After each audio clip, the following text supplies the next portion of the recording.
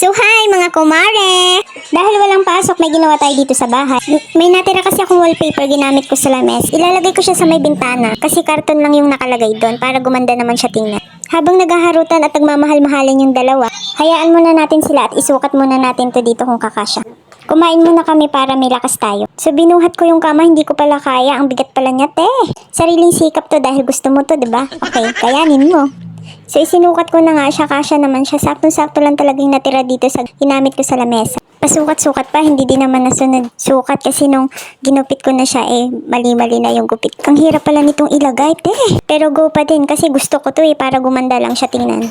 Nakailang tanggal na ako niyang pangalawa na yan. Ang laki kasi ng mga bubbles kaya nahihirapan ako ilagay. Pag magkakapit ka nito, kailangan mahaba ang pasensya mo. Diyos ko, day. So ito na guys, konti na lang, malapit na talaga siyang matapos. Hindi siya perfect guys, pero okay na para sa akin kaysa naman karton lang yung nakalagay. Dahil tapos na tayo, so itinayo natin yung kama, isamay na din natin yung paglilinis. Mag-vacuum na din tayo guys kasi napakadaming buhok na lalag. Huwag nyo nang pansinin yung karton na nakalagay dyan para hindi na madumihan yung kama natin. Kasi mas masarap kasi mahiga pagka nasa baba lang yung kama.